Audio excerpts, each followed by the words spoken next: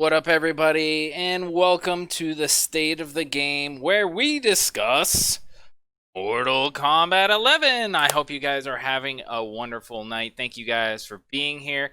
And today, our guests for the State of the Game are Dr. Omnipotent, Doctor, the Spawn Extraordinaire, Stryker, MK Stryker, returning guest, the man who is all for the I'll be back breaker.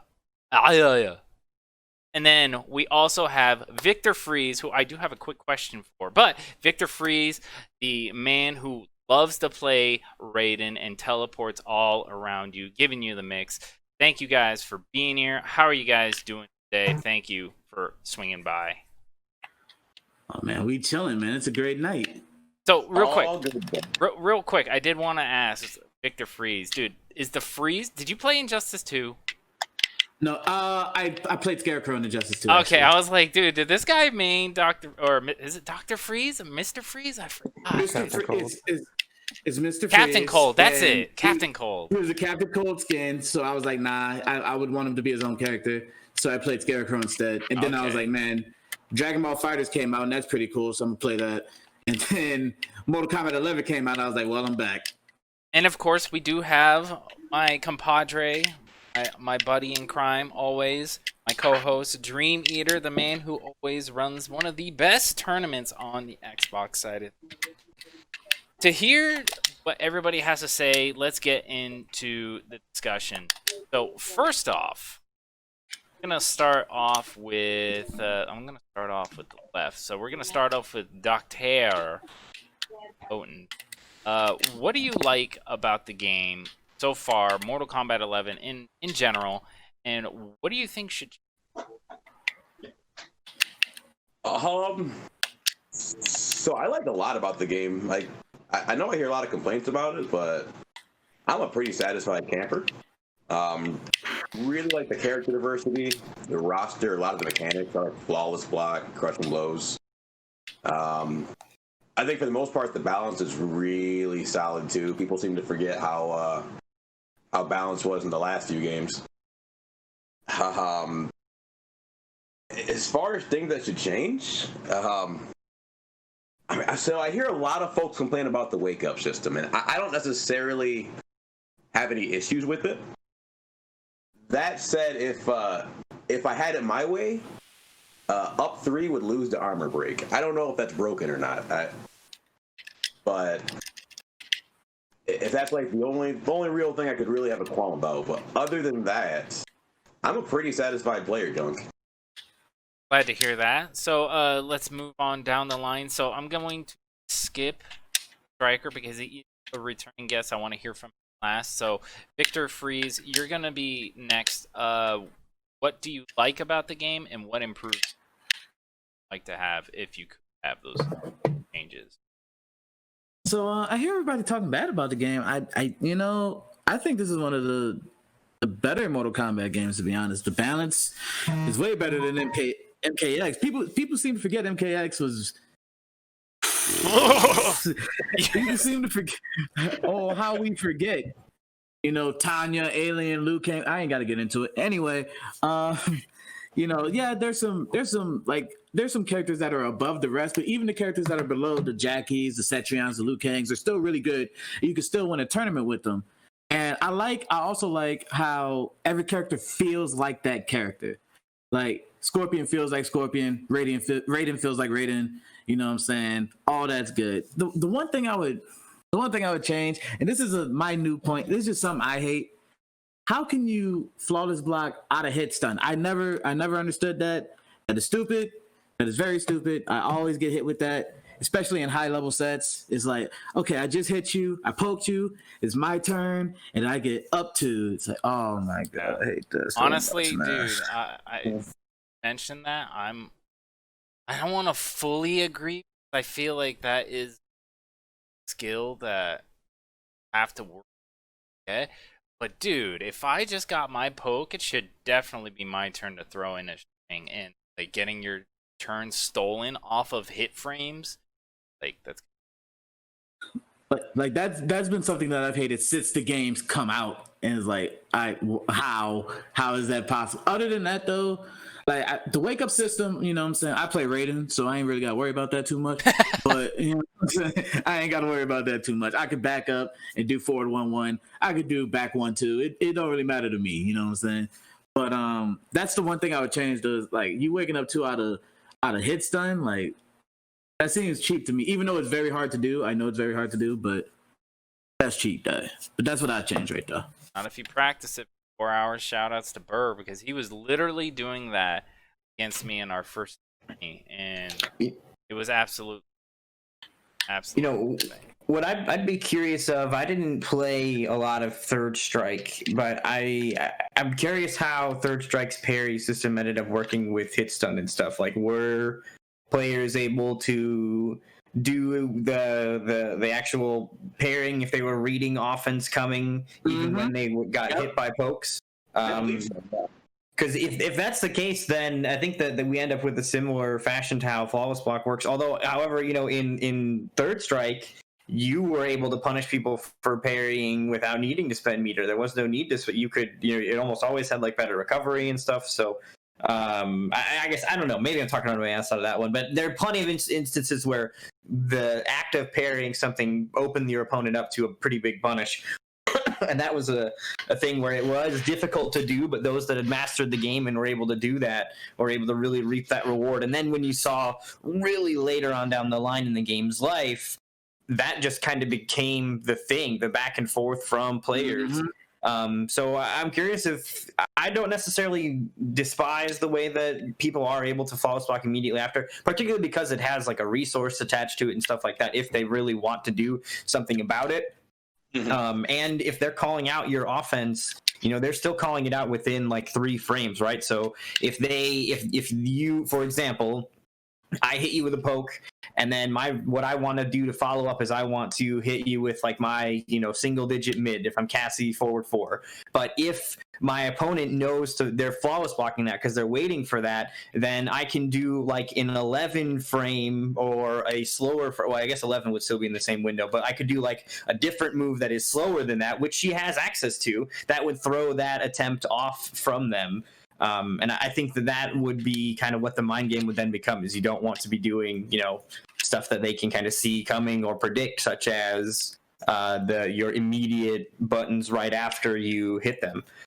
But we'll see how the game ends up, you know, weighing out and how they decide to act on it. The fact that it does cost resources to me typically, though, to launch afterward makes me feel like it's not necessarily awful, because, you know, they're combos after and even in up 2 if they are launching you typically have some pretty decent scaling on them, so you don't get blown up that heavily. It is heartbreaking to be second guessing your offense, but that is part of the way the game ends up working ultimately.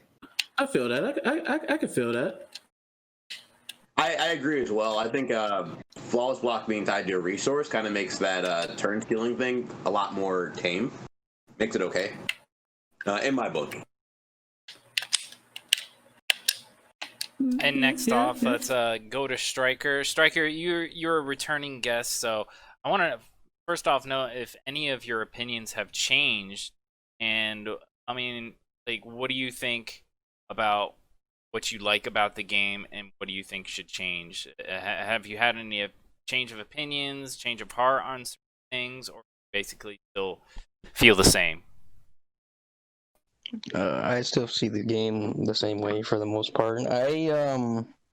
Speaking about the flawless block mechanic, I will always stand by the fact that flawless block is the worst mechanic in this entire game. I think it's awful.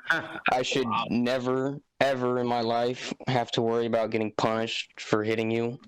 It's ridiculous. As a turn player, I'll just give an example, and I think it's more frustrating than chasing a Cetrion for 30 minutes and then getting a down 4 and then you just get punished. It's so infuriating. But one of my biggest issues that a lot of people don't seem to talk about with the flawless block mechanic is how inconsistent it is to punish somebody trying to do it. Like, you'll poke somebody and you know they're going to do it. And so let's say you try to neutral duck and say they get a stand 2. Some people get stand 2. Some people get an instant jump in. Some people get short hop. Like, I don't like that, bro. If I know you're gonna do it, I want the punish to be 100% consistent. I want to. So do you want them to like automatically jump in the air?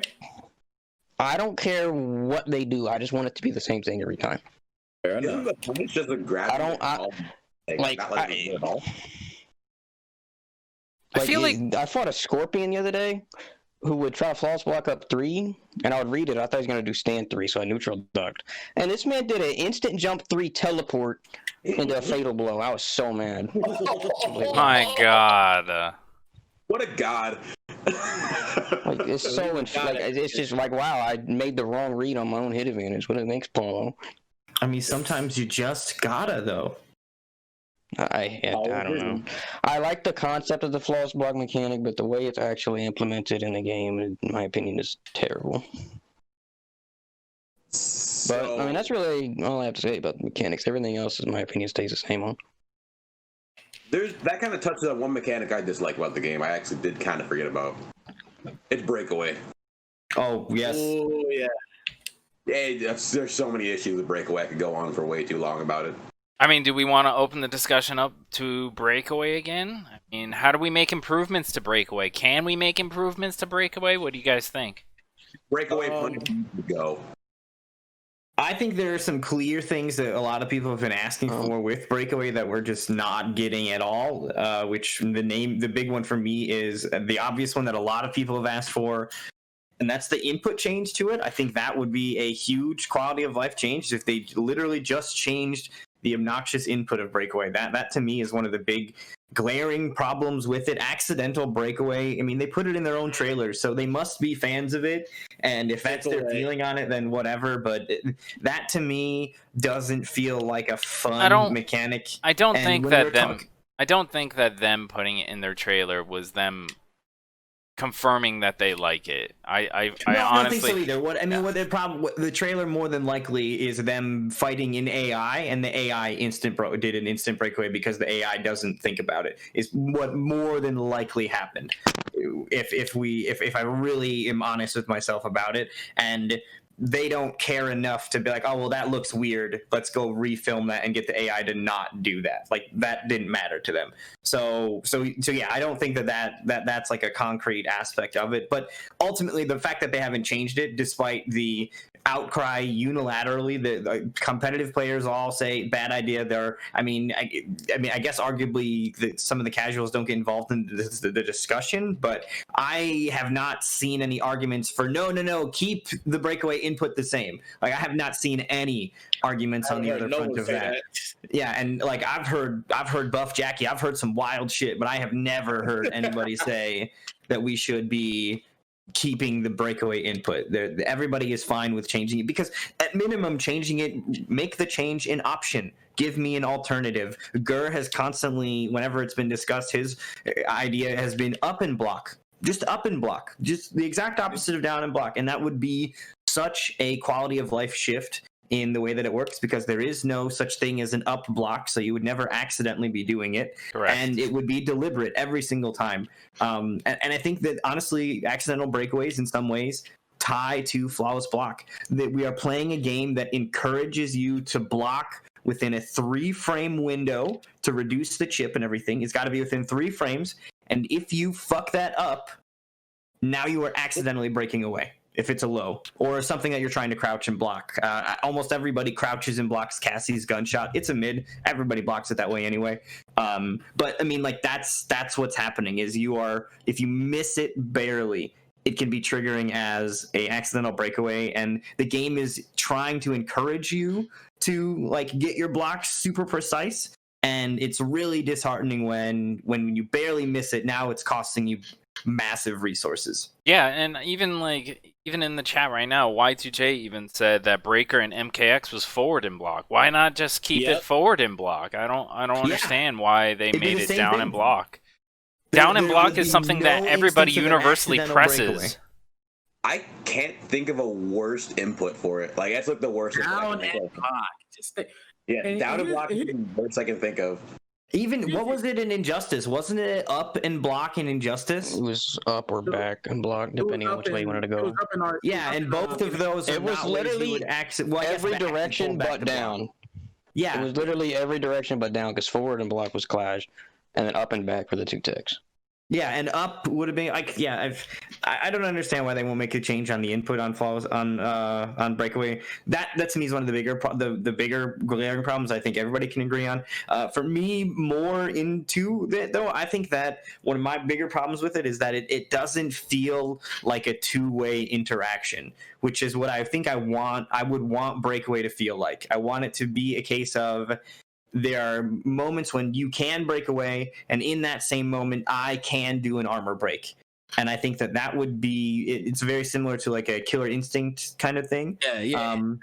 And I think that would be a much more fun game to play, instead of this weird thing where some armor breaks just honestly don't work, right? Looking at like Sub-Zeros and Scorpions, very fringe scenarios where you can even get them to connect, so you can't even threaten them in your combos. And it's like, there are too many instances where all people do is they wait for you to do what is clearly not the armor break, and then they just get out of it there or whatever. And like that can be really frustrating. There's like, like for example, Fujin's Cyclone, right? He gets you with the launcher, then he goes to spend meter on his tornado thing where he pops you up into the air, and you can break away out of the amplify after he spent meter. So he spent the meter, now they're falling out of it. There was no chance at any point that Fujin could have done wind kicks to get you out of that, because he's still busy doing the whole Naruto hand thing or whatever to get the wind to fly away. And it is so ridiculous that they allow you to break from that point. And it's like, why is that like that?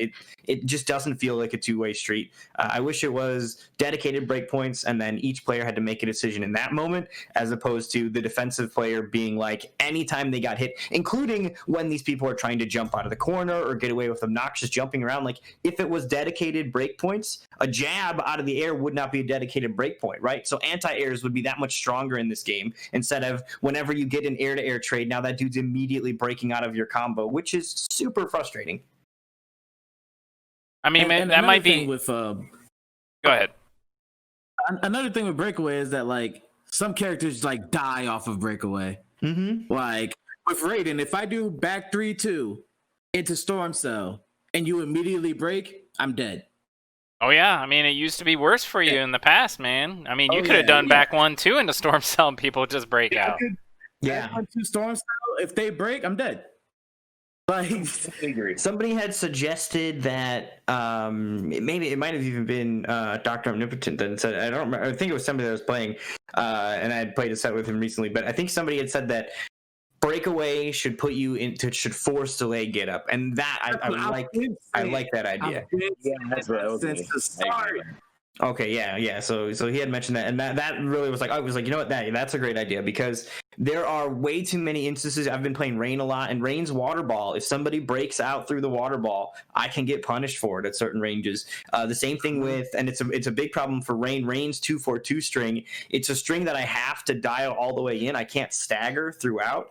So as soon as players see that I'm doing the full string, that's when they would want to break away, because they will, I'm committed. Like, as soon as you see the kick come out, I'm committed to the punch coming out at the end, which will whiff if you break, and then I'm punished for it. You know what I mean? Like, and I have to do it. So essentially, against good players, Rain can't use 2-4-2 in his combo extensions. And you might be able to catch people with 2-4-2, and then you early cancel it into the armor break. But his armor break is actually really slow, so they might actually fall out before it comes out. Like, down one into his armor break in certain situations doesn't work. So I'm not even confident that you'd be able to catch them with the armor break there. Like, as soon as you hit 2-4-2, you're locked in and committed, and that just feels bad. And it's because the system's not properly designed. You know, there are fate points that the defensive players can look for where they can guarantee their breakaway, and they can even make it punish you. And it's not a case of like, oh, just do a different combo every single time, because they're waiting. They can visually respond to it and make sure that they get it at the right time. So they're just going to wait. So then it basically means I can never do my combo until he rolls. And even then, they get the meter back in the middle of your combo, so they still break out of it. You know what I mean? Like, I've had that. I hit a dude after a get up attack, I block it or whatever, and then he still gets his defensive meter later on and breaks out of it anyway, and I get fucked. I mean, yeah, I have the same issues with Kano. Anytime I end a combo with Kano Ball, or try and end it some other way. Oh my god! It's just Ball, breakaway off the Kano ball, punish. Like, okay, cool. Yeah, they broke away, and now it's you know, like, now I can get some Oki on them, but it's also like I just got punished for ending my combo. Like, and it would be a lot better if they were only able to break away at like a specific point after crushing blow launchers, after like everybody's got, almost every character has like a move that is like whatever a dedicated launcher is. You hit somebody with that move, then they can opt to break away there and then kind of go for. I think that'd be a way better way of doing the system, because then Kano does back two. They decide if they want to break away or not. If they break away and you do back one, you got them. If they decide not to and you go for your combo extension, then you don't have to worry about ending your combo in Kano ball and then getting fucked for it. And you wouldn't have to. I mean, you could put it in multiple points. You could even do shit like putting it after forward two, right? Forward two into snake bite. That's a combo extension. And I don't know if you can actually break there, but maybe you could allow that to still stick around. You know, players still might need to be careful in certain points, but make it be. Well, I guess because of the way that Kano's armor break works, that would be shitty. So no, never mind. Fuck that. It's only because Kano's isn't a special. It's characters that have normals have a different problem that they have to worry about with armor breaking as well. So I don't know. I don't like breakaway. It feels really, really half baked is my main qualm with it, and it seems like almost like the devs are like stubborn on it. They don't talk about the philosophies behind some of the decisions they make, and I just wish we got a lot more clarity from them, because open communicating, like if they were to just say openly, this is why it's like this is the mindset and the idea, this is the gameplay that we're trying to push and promote from our players, if they were to just shine a little bit of light on what they're thinking, that I think would just be really helpful for us understanding and for getting any kind of discussion going, because it's clear the community doesn't like it. And if they were to just explain their stance, even if their stance is we're not going to change it and this is why, it would be better than just everybody just raging about how annoying the system is. Yeah, I agree. I agree. Oh man, breakaways, man. Now, I mean, working off of the breakaway disc. Wait, did you have something you wanted to add, Doctor? Just all I know is if I air somebody with Gearus, dealing with the mind game of should I temporal advantage or risk just dying because I hit them? Oh my god, that is a soul burning moment. Yeah, I used to moment when you meet God. I lost a tourney because of that same situation. Dude, I lost a tourney set like a week ago because of that. I was like, holy shit. I was like, man, bro, I lost because I anti-aired you. Yeah, that's what happened to me too with Rain, right? I go for water ball, and if they decide to break out of it, I get fucked. And then it's like I have to make this decision of like on an air-to-air trade, do I just do like next to nothing? Because I can't even get Argus Plunge consistently. They fall out of it when if I go for 1-3 Argus Plunge instead of 1-3 Water Ball, they fall out. So I have to do standing one Argus Plunge and hope that even works. And they're waiting to break until the 3 hits anyway, so they're never gonna break. You know what I mean? So I'm just gonna get one into Argus Plunge for 12%, and then. Like it's so weird. Underdeveloped.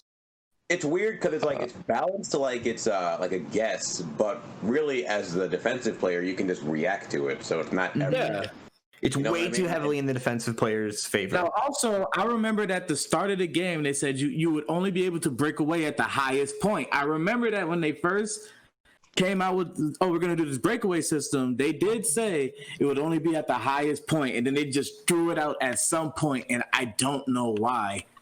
Dude, I would love it if it was the highest point. That would make sense, and that would allow for, like a lot of launchers that, like Kung Lao's amplified spin, where sometimes people are breaking away before the rest of the hits even connect off of a couple of strings or whatever. Like, it would definitely fix some of the problems that are already existent in it if they did actually force you to wait. Like the timing of when you can break away, it's in some situations it's arguably because it's so early in like the hits that like they're like in fact it feels like maybe there should be more hits done on moves in the air that kind of jail, and like sometimes a jab string, if I catch you with the first hit of the jab string and you didn't break out before that, I'm catching you with the rest of it, right? Because the freedom to basically at any point where you're not actively being hit, then you're able to get out of it is just it's way too free form for the defensive player, because like you were saying, they can react as to when specifically they want to. Like, oh, I see that you're stuck now doing your special move that launches me instead of your armor breaking move. Well, now I'll break away. What? Why is it even there? Yeah. No, yeah, exactly. And like the thing is, because it's also frequently used as like an offensive thing, however, it's taken defensive meter. So they'll get up and do a 2-bar combo, and you just are like, dude, what happened to me for opening my opponent up? Yeah. What is going on? That's really my only actual complaint about the game, if I'm being honest. And all right, that's fair. Fair. I kind of have the same opinions on it. I mean, working off I just don't like. Go ahead, Stryker. I just don't like getting the mistake away, as I like to call it, on certain moves like Rambo's tripwire, for example. It's really easy to get it Cassie's on. gunshot. Sub-Zero's Joker's gunshot. Yeah, there's a lot of moves that's so easy to just get hit with it. That, and I was gonna say earlier, but someone, I think it was DreamxEaterx, already said it, where I think it should force the leg wake ups. I think that'd be a really good change. That would be God. So yeah, that'd be the only two things I'd do to it, is change the input and make it force delay. Yeah, I agree. I definitely agree, because it's like at that point, dude, yeah, you saved yourself from the damage that I was going to do off of my combo when you broke away. But it's a little lopsided when you're doing it to secure a combo afterward. Like, really? It even feels dirty to do. Like, you know, like when you just kill a player doing that, you're like, what am I? Yeah. What have I become? Yeah, I've graduated to what I hate most. No, yeah, I agree. I agree. That makes you be like, man, remember MKX? Those were okay days. Nah, wait, hold on now. Hold on.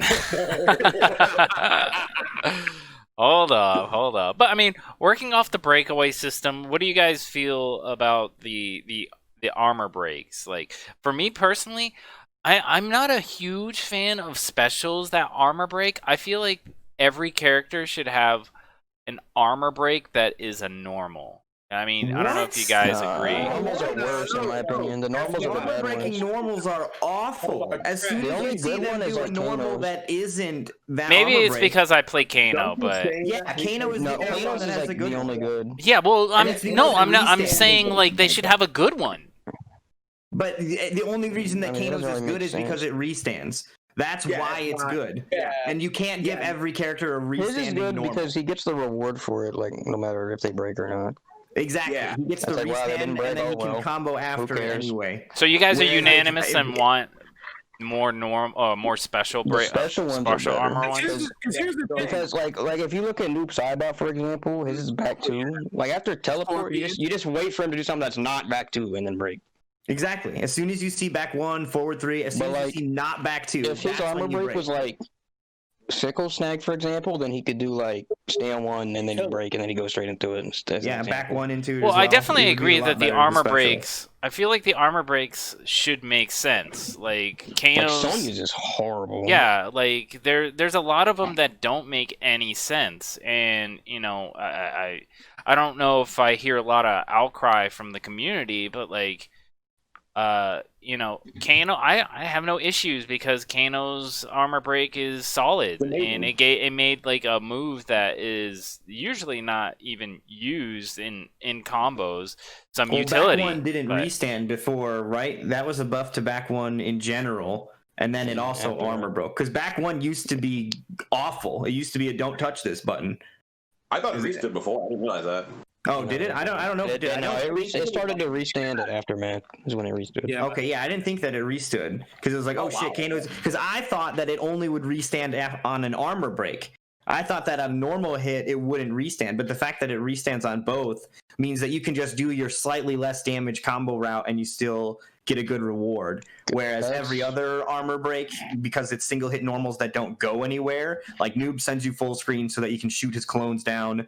Scorpion just gets a splat, Sub-Zero gets a full screen, and then Sonya gets just less damage than an uppercut even, and then that's it. Kano's the only one that's allowed to go somewhere with it. If it was like strings that you could continue, like the normal broke and then you could cancel into specials afterward, that might be a little different, and they wouldn't all have to be special. So it would be like, okay, I launched you, and just for an example, Noobs is his back 3. So I launch you, and instead of doing back 1 or instead of doing whatever combo, I do back 3 for my combo extender. If you break, I still get to do it because I hit you with it back 3 into clone or whatever, teleport to launch.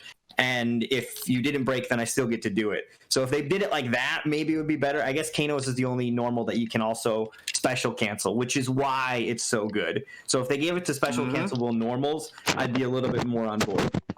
Yeah, or it's pretty good.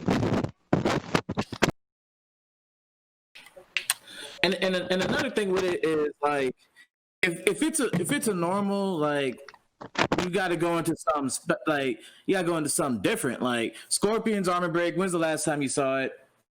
I got hit by it the other day, but I wasn't thinking about it. I got hit by it the other day. Crushing blow is a terrible idea. You know, Sub-Zero's forward 4. Like, I mean, come on. And plus, even some special moves that are like that, like Raiden's like lightning call, like.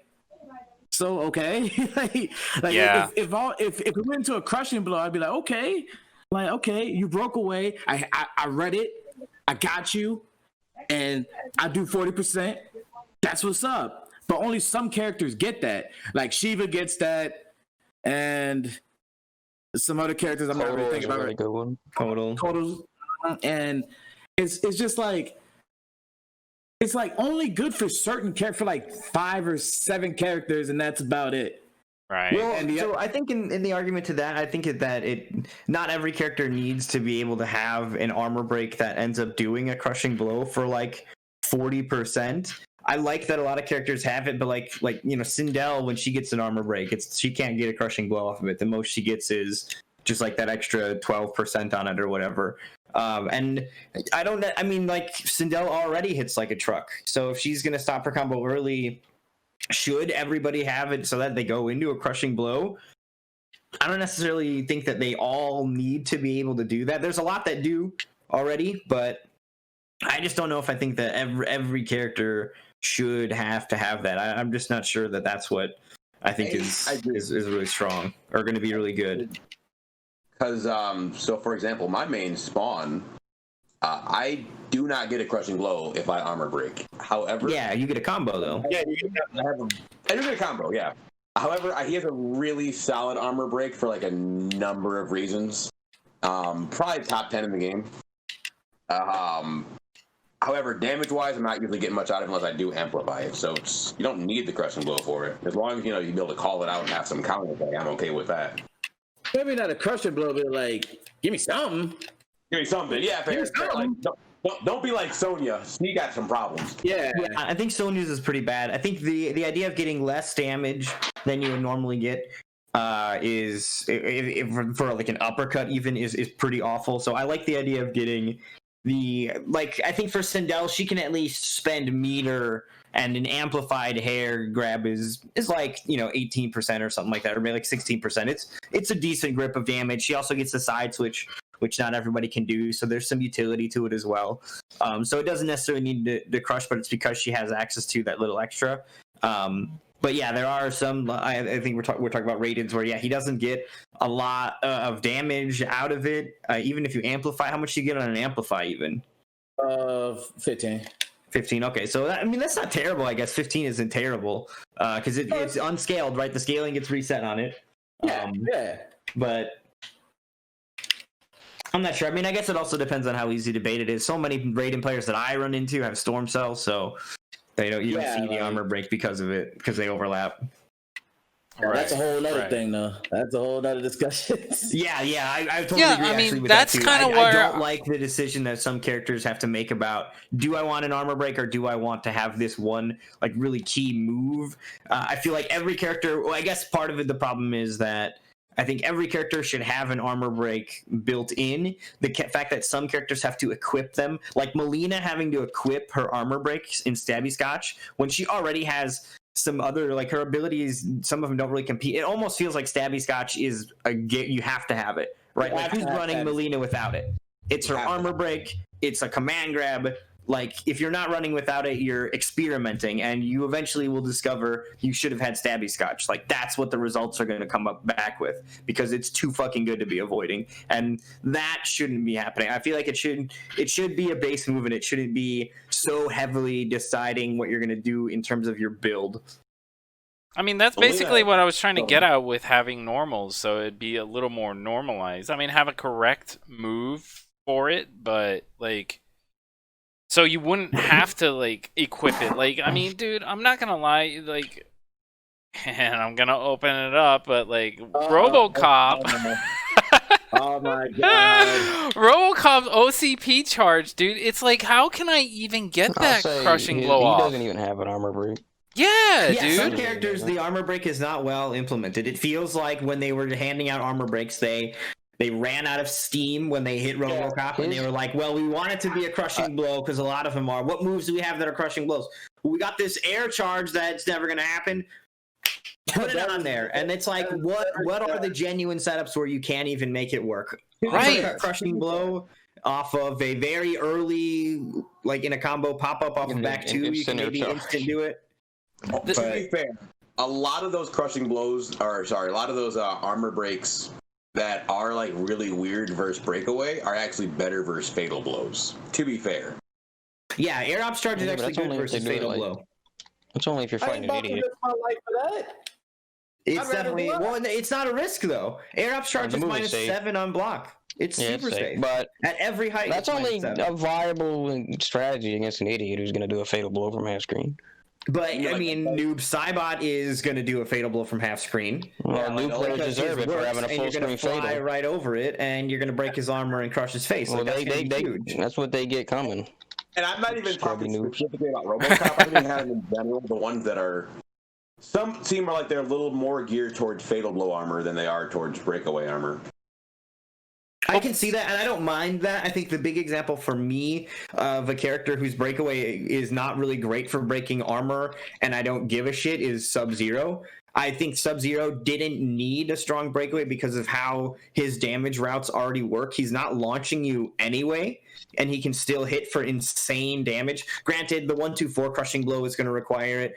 People running Rising Ice builds are now going to need to be worried about the access to breakaway, but a lot of what we were seeing out of like Dead of Winter and even just the generic other Sub-Zeros with like the just going into mixes and with the low, that when a Sub-Zero hits you with something and then freezes you, standing for fatal blow or jump in fatal blow or even back 1-4 slide or back 1-3-4 slide or whatever the string is, there's no good point to break out of that is worth even saving yourself the damage, right? Like you can only break out of the slide at the very end, which you're really only saving yourself from maybe the KB if you're being honest with yourself. You're trying to avoid that as opposed to the extra 6% that's coming. So I just don't think that I don't know. It's just kind of whack that I don't think Sub-Zero breakaway is even a problem for Sub-Zero. So giving Sub-Zero a crazy armor break doesn't necessarily feel necessary to me. I think if his boot is mainly meant for just kind of throwing out for people who are going for random fatal blows, even though it's probably too slow to really effectively do that, I think it ends up being fine. But and other characters that have them that are good for breaking fatal blow armor, I'm okay with that if that's what the design is. That ends up being all right with me because that's a cool utility to have, and I think it should be for characters that typically don't worry about breakaway. I think Collector is another good example. Collector doesn't care about breakaway. His combo routes, he can restand you with his bola, so if you're not breaking before the bola, you're not breaking after it either, and he's got like uppercut optimals where he can down one after, or he's just going to get max damage from the breakaway. So like Collector's not phased if you're breaking out of his shit. Just that's crispy fungus. Yeah, I agree. I agree with that. As long as they have some use, it's nice to me. But I think it's also like ultimately more of a problem with breakaway, armor break themselves. Yeah, that's true. I agree. A lot of that would be changed if it was breakaway at the highest point. Then those other breakaways would be doing all right. I agree. They would be a lot more viable if they stuck to their initial idea of just putting it at the highest point. Like some subtle changes to the way the breakaway works makes all of the armor breaks maybe that much more viable. I definitely could see, or I would like to see, NRS take a second sweep across just the stats for armor breaks and really ask themselves, okay, how do we feel about this armor break? Is this the identity that we want for the character? I think a clear candidate for change would be like Sonya. Like, is this really what you guys want? Is a normal that does less damage than an uppercut and she gets next to nothing out of? Is this really what you want? And I think that would be a good point for them to say maybe. Exactly, right. I would hope that they would say no. It's like, okay, maybe let's just let her have it be ass beating or whatever the side switch move that she has is. So I think that's what I'd like to see from them, is them be willing to take a second pass and a second look at some of the armor break mechanics. Some of them are maybe too strong, some of them are maybe not strong enough, but armor break was clearly something that it wasn't like they introduced Breakaway with the intention of introducing armor break later on. Armor break was clearly a response to people being annoyed with Breakaway already.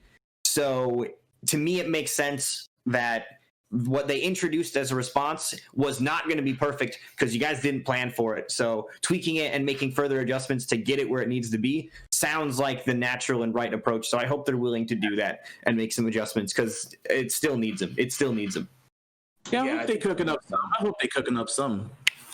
I hope so too. I really hope so. But let's continue with the discussion, guys. So we're going to be opening things up to more character-specific things. So starting with Doctor, who do you play? Even though I already said earlier who you kind of like you main, but who have you been playing lately? Why do you play them? And what changes would you like for your character? So I guess kind of branching off Breakaway. For starters, I'm a Spawn main, and I have like no complaints over Spawn. I can't even imagine how somebody could look at the character and think he needs any kind of help. I don't even get it. I also been playing a ton of Melina as well lately, and she's a very fun character. But man, Breakaway is so fucking good versus her. It's frustrating.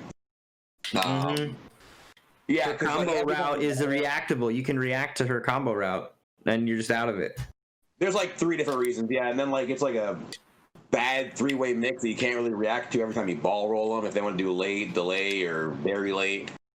And so that's like my only real complaint with her is that, and then maybe that some of her custom builds seem like they're a little bit, that's a good way of putting it.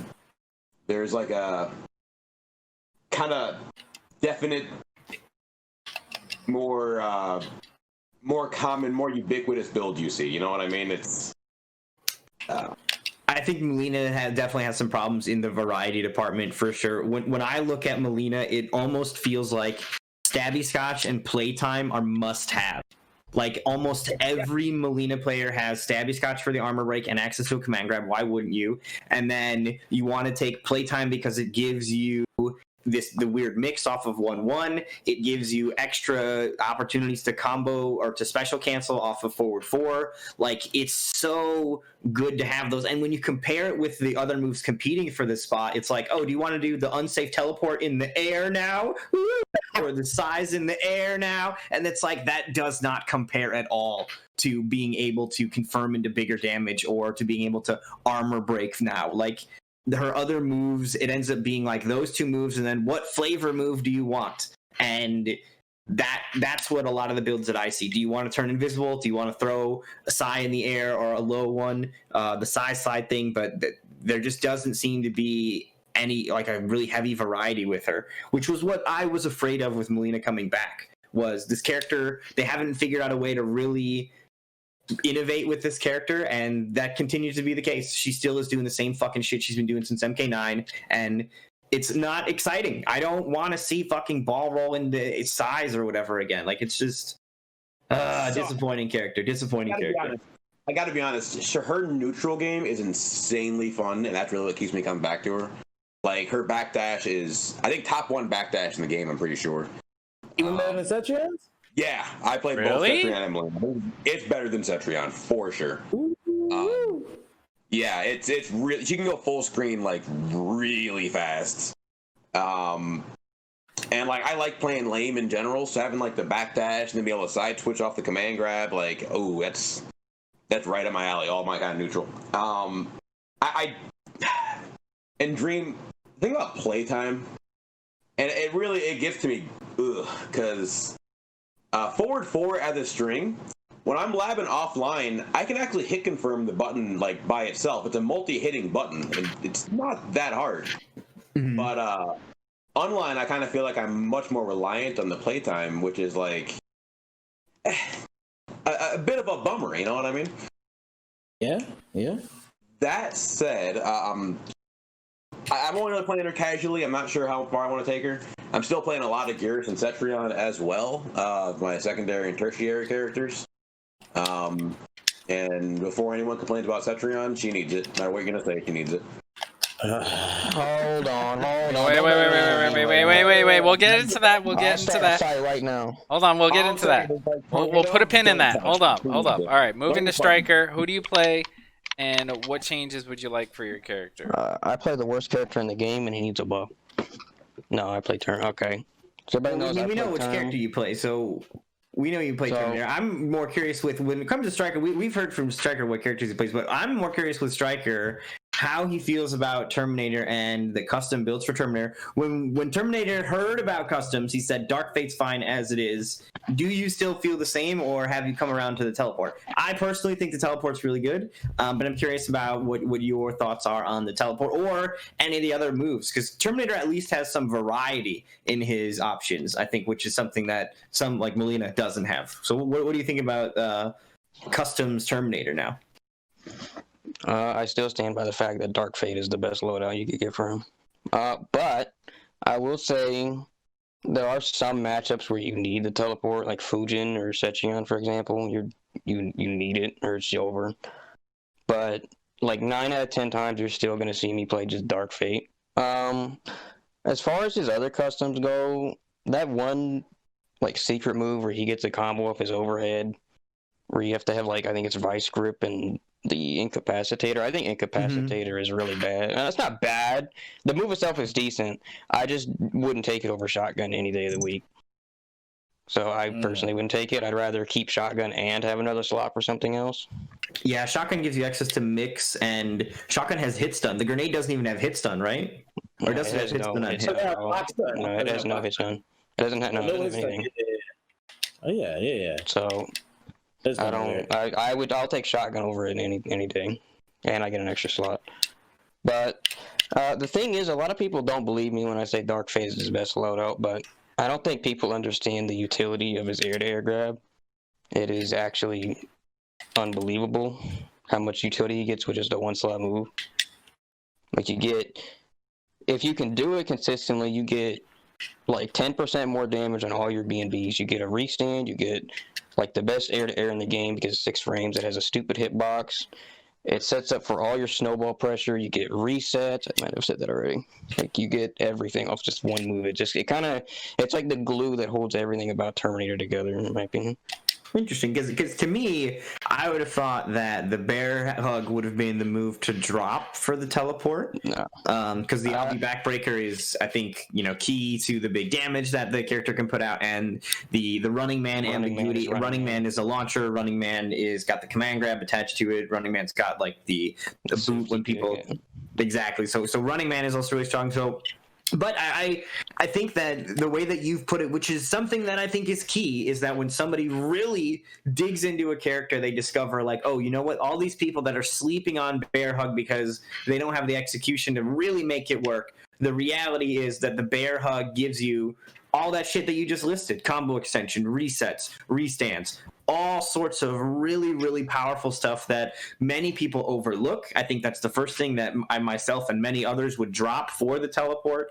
And the ultimate reality of that move is the way that you can bait people with Running Man and stuff with it, which we've seen you do over and over again in events, is a really, really powerful thing. But it's one of those things that, like, on the surface, a lot of people overlook and don't necessarily see the value in, but when you've really, really put in a lot of work and time and energy with a character, and you're willing to lab and put that energy in, you'll discover all these kind of hidden secrets that people kind of overlooked and didn't know about.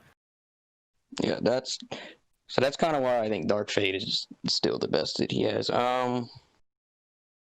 In terms of, from this point forward in the game's life, I would never change Term again. I think they should just leave him alone.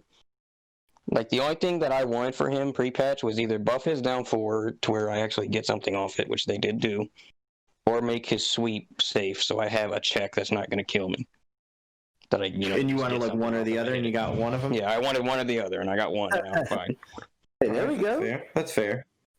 So Victor Freeze, you are also you said a Raiden player as well. So what is it about Raiden that kind of brought you over to him? Is there any kind of changes you would want? And of course, I am curious of what is the build that you've been playing as well. I think that's a key question.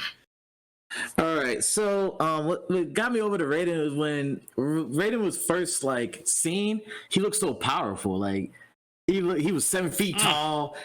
Okay, so you got a little Preach. All right. Yeah, 7 feet. All his lightning was just popping off. Like every move, like involved his lightning. Every move was like big and strong. Then I realized when I picked up the game that he sucked, so I picked Liu Kang. But anyway, when he got buffed,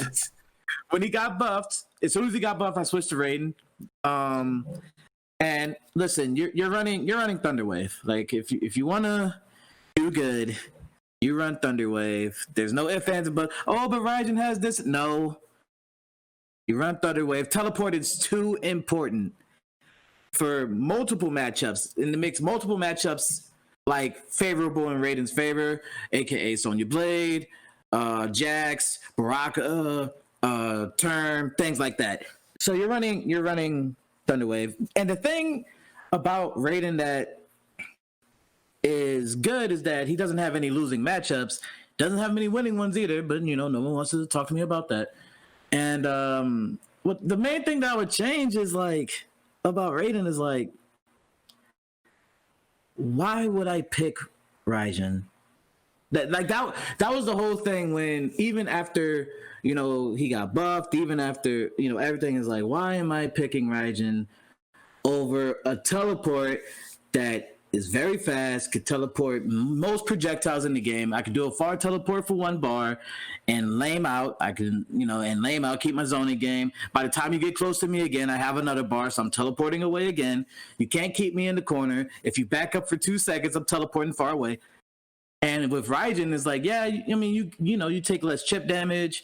You get more damage off of his combos, but like, you're missing teleport. Also, what many people don't know is that I play Baraka competitively too, and Baraka, that's tough. That's tough. That sounds tough. That sounds tough. Baraka, half the cast can go under his 1/1/2, or you can flawless block it. It's whatever. 1/1 chop doesn't work on half the cast, and if you want to die using 1/1 blade charge, go ahead and do that, sir. I mean, he has good tools, 4-2-1. He has spine burst. Thing about it is, he's a tank. He can't move nowhere. Like, he ain't moving. He doesn't have a wave dash. His walk speed is average. Like, I mean, yeah, he has damage if you pick gutted. Other than that, he has average damage. Like, unless you pick gutted, which is 2 slots, you ain't getting like major damage. You doing all right. Yeah. And if I just want to do all right damage, I'll just pick Raiden again. Yeah. I'll pick Jax. Jax gets way more damage than Baraka if he doesn't. And if you have gutted, then you're neutering the other things about Baraka's game plan that makes him great. Also, all of the flag moves suck. All of them. Oh, dude, all of the flag moves are so bad. The worst part to me when it came to the flag moves was when I discovered that the flag that he plants after his fatal blow is not a real flag. He can't use the flag moves on the fatal blow flag. Yeah. So you can't actually for basically if you're playing flag Baraka and you hit a fatal blow, you can't do any of your flag moves for like 8 seconds, which is like so. How did that get overlooked? It's weird. Like, how did you that guys is very not weird. do that? Didn't Bio use flag moves today when he won Champion of the Realms? Did he? I don't know. I didn't get to see it. I'm gonna do some match analysis on it, so I'll be taking a look at that on Monday. But the only way you'd win with the flag moves is because nobody has seen them in life. That is that's the only way.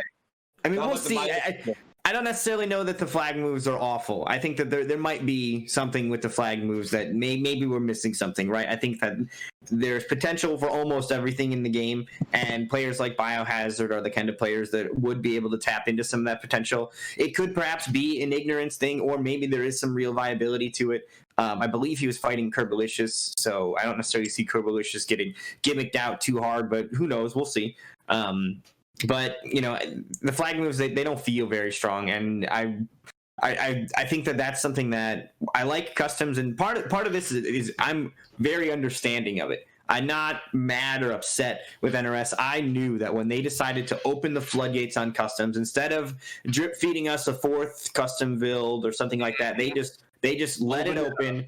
And it was going to come with this issue of like, okay, everything is imbalanced. Some stuff is clearly too strong. Some stuff doesn't work the way that it's supposed to, and it has weird interactions. Like, there was definitely going to be some stuff that needed some adjustments and some changes. So I'm just kind of holding out and waiting for some of those adjustments to come through. We'll get into it in a little bit, but I think, clearly they need to make... There has been a couple of instances of characters that have either abilities that are way too good that they clearly outshine everything else, or some builds. Yeah, from some builds blatantly that outshine everything else. Upgraded Jackie, right? You're never going to see anybody running a lethal clinch or a rocket again because the other shit is too good. And I think that I want to see more love given to some of the underrepresented stuff. Some of the stuff is gimmicky, like Ghost Ball. Sure, you don't need to buff Noob Saibot's Ghost Ball, but they definitely need to make, everything should feel usable. And there's too many things that are going to be kind of swept over and never touched again because of customs. And there's already too many things that are being not touched that would really be fun to see some more variety in the game. And another thing, like, if you ever looked into some of these people's customs, like Raiden's custom moves. Yeah, I wanted to ask you about that. How do you feel about his batch of other customs? Okay, so the Rolling Thunder is garbage. All right, let's get true. on the ground. I mean, I have a little background in this Raiden stuff too, but go ahead, Frichter. Anything with Joe push, you might as well just be using like Storm Cell at that point, because it takes away Superman. So you lose your combo ender, and like Joe push is inconsistent at certain ranges, and it's unsafe at all ranges though. So that's always fun. I would at least think if you stake it out, it would be safe. It's not. So yeah. Why does Joe push have such a weird launching like? It like sends them too far away. It doesn't send them up. It sends them up and back. Yeah, and then you can't even do forward 2 after it. You could barely do forward 4. You have to time it perfectly to do forward 4 after that. And that's great. Super Bowl is actually pretty good, but the thing is like it takes up a slot, and I need my slots for teleport and Storm Cell, so we're not using that. And anything that's tied into the Raiden thing, you need the electric charge, so you might as well just be using Raiden at that point. Yeah, both the electric burst and the low basically need to have the lightning charge to be usable. And then he's got that stance where he floats in the air and nothing. That doesn't do anything cool. No, I kind of like that. I was using that for a bit, but it's pretty good. But if someone labs it though, like it's a gimmick. Yeah, it's a gimmick. Like if you lab it, like I know how to punish every variation of what you do. But like if you don't know, then yeah. It would be cool if it had. I mean, his overhead is -2. Use it to do extra shit from it. So but it's a safe overhead. Like it's just like a safe overhead from the sky, and there's no low threat. So like a safe, super obvious. Yeah. How did you not see that coming overhead? And also, if you do the lightning, I can also flawless block the lightning, and the second lightning won't hit my up 2, so I can up 2 you out the air if you do enhanced lightning. So that's also a thing, but nobody labs that. So nobody knows, but I know because I play Raiden. And he can't float low enough to the ground, so the straight lightning has to be. You have to wait for them to jump high enough to catch people with it. Typically, like they can. Yeah, it gives you the option of a forward 4 that you can. I mean, you don't have to actually hit confirm. You can go right into the lightning, amplified lightning, if you go into the air, and it'll catch people. Yeah, but if we're talking about spending meter. We're talking about spending meter. Are you going to spend meter on accidentally catching people with a couple of extra hits, or do you want to spend it on Storm Cell? Yeah, you spending bar on 18% On a forward where I can spend 4, bar on yeah, you 33. really can't hit confirm a forward 4 though. That's tough. Yeah, you can't really do that. That's the whole point. Is it like it gives you that option to like get your forward 4 in, and if I don't really have to hit confirm it, I can go straight into the sky. If I hit confirm it, I amplify it into the lightning thing and go into the overhead. And if you block it, I go into the lightning thing and I'm still safe. I mean, I feel that, but like that's 18% if you hit all that. Yeah, You know what I'm and saying? I mean it worked. I've used it a little bit. I'm not gonna say that it's better than Storm Cell. It just gives you an option to have if you want to use your forward 4 a little more safely. Yeah, that's true. That's true. Oh, also, Lightning Rod is pretty good. Nobody talks about Yeah, that was Lightning one I was Rod. going to ask about too. That was one that we hadn't covered. How do you guys feel about? Have you found anything interesting with Lightning Rod? That's the other ability in there. You can get 2 back 2s in a combo with Lightning Rod. You get the Crushing Blow, which is very cool. You can do that in the Oh tournament. no! What you can do? What? Yeah, it'll pop them up. Raiden player. What did you just say? So if you do Lightning, it's a very specific situation, but you can do it. You can get 2 forward back 2s and get the Crushing Blow, and it's very awesome when you do that. And I will pop off if I do get that on you. That Lightning sounds Rod- ridiculous, man. It's That pretty should sweet. Be in my obituary. You can keep certain characters from moving because if you do Amplify Lightning Rod, it comes up with the circle. If you move out the circle, you get hit with the lightning. That's also pretty cool to keep people spaced out. I see some people running Teleport and Lightning Rod as like a true like zoning, you ain't getting in type of variation, and it works for certain people. And so Lightning Rod's pretty good.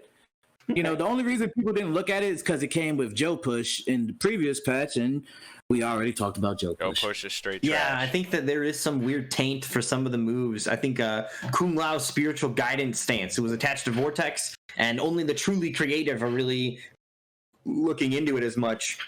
But I think that move has a lot of potential, but it got attached to something so awful that people were like, ugh, and now it just like gave them a bad taste, and they haven't kind of really been willing to explore it because it was affiliated with the other ability that was not very good. It Exactly. still isn't very good. And the last thing I'm gonna say is, if you were gonna open customs up to everybody, make sure that the customs are good. You look at Sonya Blade's customs. It's what I'm saying. Ain't nothing much going over there. You look at RoboCop's customs. Yeah, ain't nothing much going over there. And like with certain people's custom moves, it's just like, why would I even do that? Like ever. Yeah, there are way too many abilities that feel useless. Sub-Zero's Cold Shoulder, Kung Lao's Vortex, Shang Tsung's Amplified Skull. Just like, why would you ever pick that? Like, why? Exactly. Why would you ever? It's Like, so if they not were- worth the slots. Turn it into mids, like everyone would be a mid if you picked it. Okay, we can rack with that.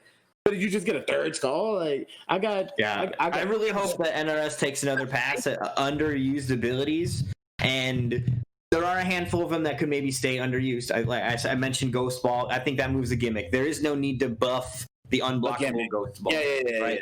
But I think that there are a vast majority of the moves are not gimmicks, and I want them to be workable. I want them to be stuff that we see. They're like, if you look at it like an example, I know it's not the same, but like Street Fighter, if there was an instance of a V trigger or a V skill, which that game, it's not as much variety, but if they're all of a sudden like, no players are using this move, not even in certain matchups, that would be grounds to, okay, we need to change that. We want to see more people using it. I play Dota, and every character there's a series of talents, right? And at certain levels, you get to pick one or the other as you level up. It's a choice, one or the other. And much like abilities, you pick one or you pick the other one.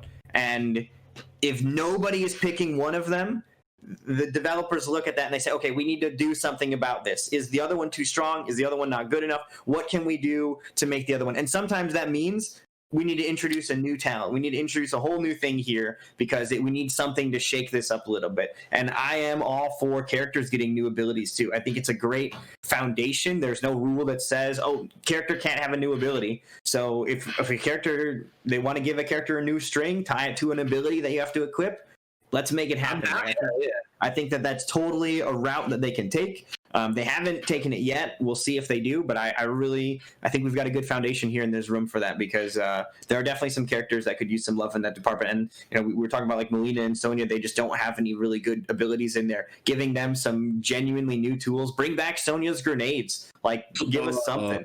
I mean, maybe not those specifically, but you know what I mean? Like a variation of that. Give her something with a little difference to it, because what she currently has right now has gotten kind of samey. People are running a lot of the same. I think, we're getting kind of close to the point where we can talk about maybe Jackie a little heavier, but everybody and their mother has a Jackie now, and every single fucking one of those Jackies is up next gen graded Jackie. They've got the shrapnel blast, and they've got the air shrapnel, the leap, and then they've got the plasma ball. And like that is what you primarily see out of every Jackie player. Any Jackie player that's not doing it is trying to be a hipster and trying to, be unique for whatever. But like the best one is clearly that one. And if you want to win, that's what you're doing. All right. Exactly. Well, let's just segue into the next section, which is going to be, characters that we might feel are a bit too strong. Well, there's no might. We're saying this, dude. Jackie. I agree. Strong. I agree, and I want to add to that discussion as well, saying Jackie and Cetrion. So anybody who wants to start up the conversation, let's go. I don't necessarily want to put Cetrion on that same list. I like what? For me, the issue is the issue with Jackie is not necessarily that the character's too strong. I agree that Cetrion's totally strong. My problem with Jackie is that Jackie has been a problem for a while, and Cetrion is the same thing, and it feels like, well, I guess maybe you guys have the same arguments for Cetrion, but Cetrion doesn't feel as prominent as Jackie, which is, I guess, what I'm more worried about is like, because everybody's got a pocket Jackie. On, everybody's got a pocket Cetrion, dude. What are you talking about? I guess I haven't been experiencing this. I haven't seen a bunch of these pocket Cetrions. Bro, so dude, you can get beat out by a vanilla Cetrion player that just picked her up for a week. Like, dude, it's ridiculous. It's absolutely ridiculous how she gets a teleport for one slot and the tornado and the ground pound, dude. And she almost plays like Jackie. I don't know if you've played against a Cetrion that's been doing their pressure, but string into tornado, another string into tornado, amplified the tornado, another string into tornado, and then they can just back up and zone. Hold on. So the big difference there is Jackie's hitting you for like 35 something. Yeah, I'm about to say 35, 40. Cetrion's hitting you with 14 flame mids that are hitting you for like what, 21%, 22? Like, so it's about the pressure. She should not be a rushdown character, and people are playing her like that. She's a neutral based character. Yo, make Tornado replace Rockwall, please. Or make it 2 slots. Hey, man. Make the fucking awful version of Rockwall the base ability and make Rockwall something you have to equip. So she deals with a weird issue, kind of similar to Jackie, but with Cetrion though, it's not just that those 3 abilities are so strong and so awesome that you only see those. It's that all of her other abilities are trash. We're talking about Cetrion's other abilities? Yeah, like, so for example, like auras, you're never going to use those. Like, why would I ever use an aura at 2 slots when, like, I can use a teleport and tornado? Like, it doesn't make any sense. Well, so to stop at the auras, I think there are a handful of matchups where the auras actually are not that bad. Anybody that restands you, Scorpion, Collector, if you're standing in that, if you're gonna do your Aquaman cosplay as Cetrion, then that shit is gonna be wild. And I don't know what the duration is on those, but I think that they might be long enough where you can kind of hang out in them, and they're gonna need to be wary about where they combo you at. Scorpion teleporting into your tunnel, your water puddle, and then spearing you back into your water ring so that he can't finish his combo. I think that's gonna be, there will be some niche uses for stuff, and if stuff has a niche use, it's still a use, which I think is good. But and the other one too, so what are they? I guess I don't know how they all work, but like I haven't seen enough of that rock one. That rock one actually seems dumb. Yeah. The rock one seems dumb if you get somebody in the corner. So you can just kind of poke out of them and they all win. It is pretty good. I do agree, and it does put a lot of pressure on. And then on top of that, I actually played Born Again before customs happened. So like I was using the conflux of elements, and she does get her throw crushing blow, which you can set up pretty easily. So that is really good. See, the problem with conflux is that you get a random one. You still get the throw crushing blow even if you're using a specific one, right? Yeah, you still get the throw crushing blow regardless. Yeah, but okay. So there's like you get something out of using those auras, and also the wind one is like really good in the corner. Like there's a few different uses for them, but like, am I ever gonna like not have teleport and tornado and ground pound? Yeah, I guess that's ultimately what it is even if there are other abilities. I mean, my issue with Jackie is kind of the same thing, right? I think lethal clinch is really cool. It's got a cool crushing blow and launcher to it. It does all this shit. I think the rockets they're clearly nowhere near as annoying as full auto Jackie was in MKX, which I understand they were trying to avoid bringing her back. I mean, there's a reason that her machine guns only shoot in her fatal blow. They are on her arms. They thought about it. They are part of her gear that you equip, and They thought it doesn't. hard.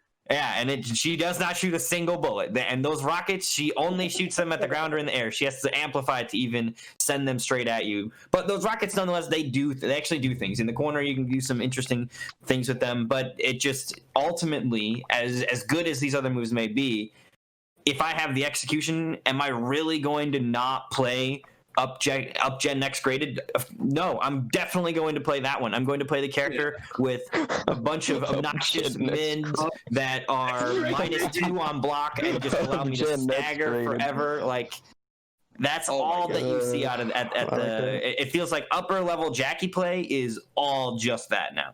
Because everything you said before that sounded cool, but I could just leap in and do 40% unbreakable. So like I don't know. You know what I'm saying? Yeah, like Rocket sounded cool, but let me tell you about this leaping in for 40% into setting it up with fire on the ground to just keep it going. You know what I mean? Like it's so good, and that's the kind of stuff where when it comes to customs, it feels like okay, you guys, I like the idea of customs, but you need to introduce some kind of like either shrapnel cancel needs to cost 2 slots so that you can't have all of this stuff. There needs to be some sort of conflict so that you can't equip things, or there needs to be some way to kind of break that up. You know, the banks are too big. We got to break up the banks, and we got to break up these abilities because it's too strong. It's too strong. Too big to fail. So one issue that I kind of have with talking about Jackie as she's too strong is I'm not even sure she's the best character in the game. Yeah, I really don't think she is. I would put Joker at top 1 personally. No, I think the best character in the game right now is Cetrion. I think Cetrion. I'm gonna agree. I don't think Cetrion has any flaws. So like Joker. Okay, go ahead. Joker's stupid. I'm not gonna downplay Joker. He's stupid, but he's still gonna get zoned out in some matchups. He's still gonna get. Like you can punish him on certain reads. There's some characters where his stuff just doesn't work on. Like Jade, I know Jade does good against Cetrion too, but like Jade is horrible for him.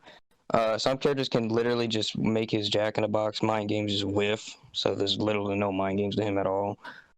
Whereas Cetrion, I feel like Cetrion always gets to play her game in basically every matchup but Jade. And she's always safe, and she's always doing what she wants. Kind of. There are some matchups. She actually has bad matchups. Unlike, in my opinion, Jackie, like maybe she might have 1 or 2.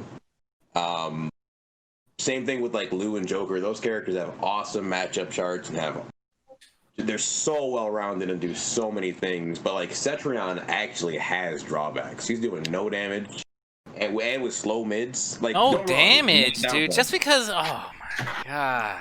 Not downplaying, but she actually has weaknesses. Like, hey man, I'm restanding you and you gotta guess again? What? Low damage. I think low damage is a real factor. I think it's an important thing to consider in how good a character is. I think that, and so same with high damage, right? Like you play Spawn, and one of the big things I think we were playing recently, and you were using a little soul forfeit, and obviously the big draw of that is insane damage. The fact that if I can hit you just one time, I can delete 70% of your health bar under the right circumstances. That is why you play that. So low damage. I mean, ultimately, Cetrion needs to hit you, 4 or 5 times to kill you, and that's not even considering breakaway. And spawn needs to hit you twice to kill you. I think that's important. The low damage is definitely important. Ultimately, it doesn't mean that it's not oppressive and it's going to keep happening, but it does matter. If Sephion did average damage, she's top 1. Easy. Oh yeah, If Cetrion did more damage, it would be a problem. Like it's definitely good that Cetrion is not hitting for 35%. But even with her low damage, she's never ever seen the light of less than, bottom or top 5. She's never been out of there, dude. And now with these new variations that she's been given, like she's got a getaway tool. She's got the tornado that leaves you in this pressure that you honestly have to deal with, or at least lab, because if you've never labbed it before, you're just going to get stuck. And then she has the rock wall, so you can't even advance on her. Like, dude, it's just she has too much utility. The biggest problem with it, but for me, Rockwall's the biggest problem. I haven't ran into too much of the tornado, so I can't really speak on how bad it is to deal with. It does sound like something that you have to lab, though, right, with the flawless block timing on it and whatnot. But the Rockwall to me is the biggest thing, and it's mainly how active the Rockwall is. It's like 17 active frames in a game where most shit is active for 3 frames, if that. 17 is an eternity. 3 frames is a godsend if it's not Rockwall. Yeah, I guess my thing is people act like she's like this perfect character, but like, man, I look at Jackie Lou and Joker, and like those characters like actually have cover their own weaknesses really well too. Like, don't get me wrong,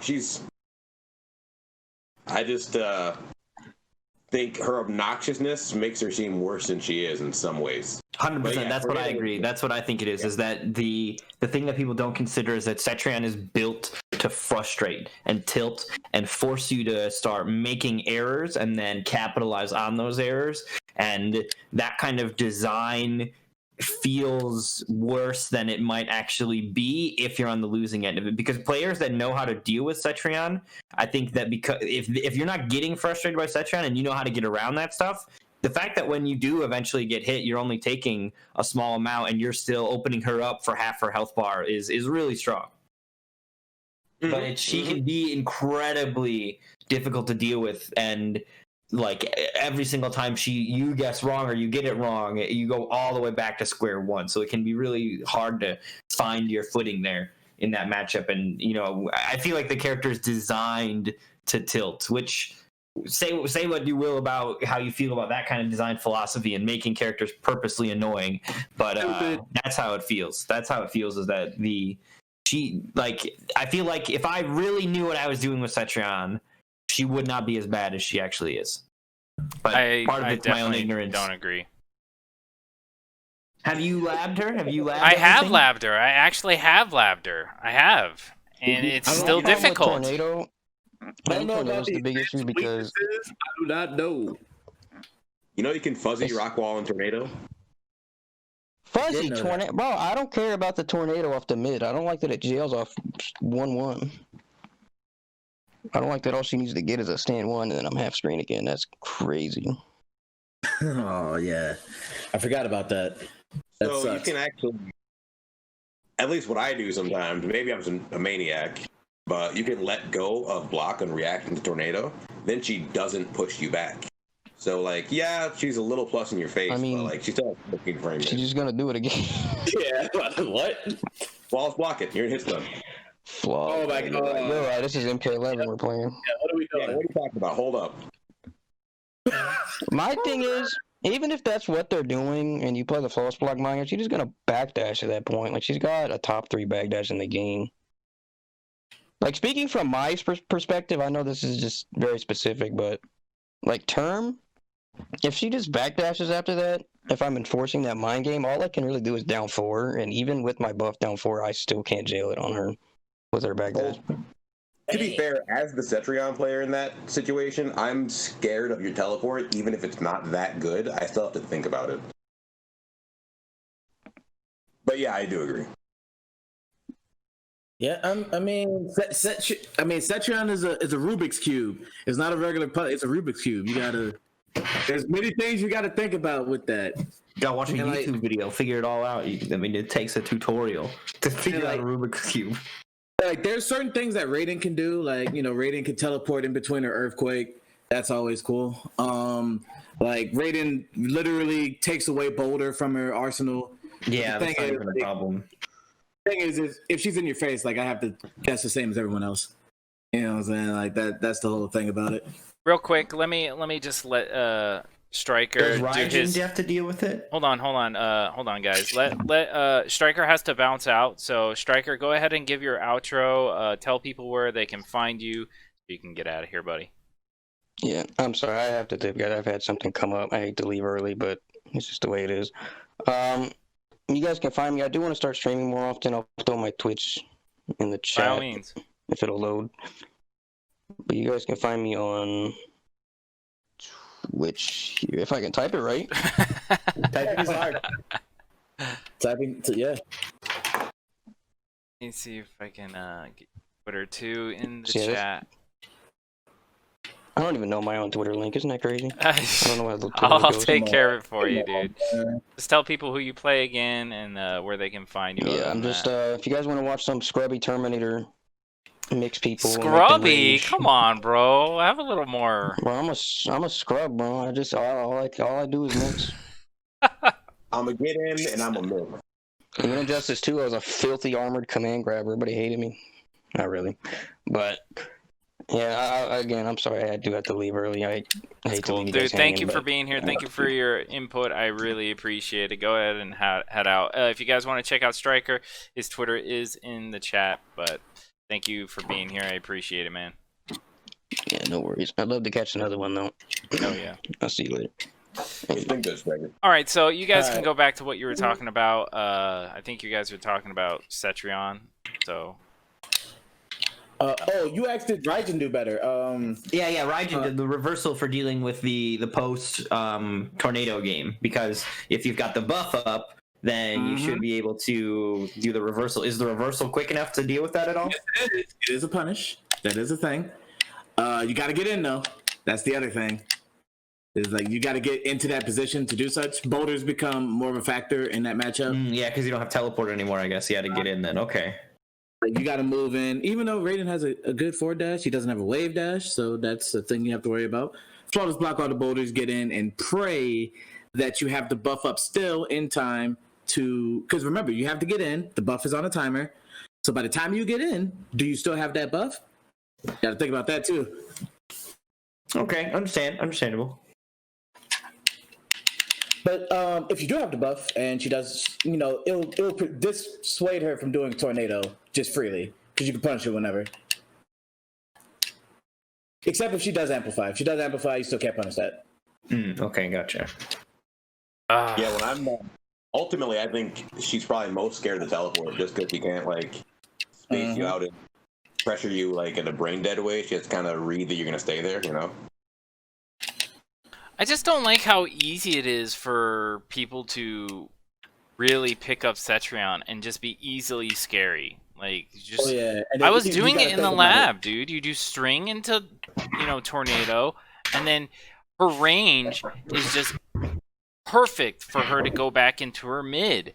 And she can either do her mid or she can do her highs. And you have to sit there and guess whether or not, is she going to do that mid or do I have to do a high? And when I was labbing it, you can duck the high and get a punish that way.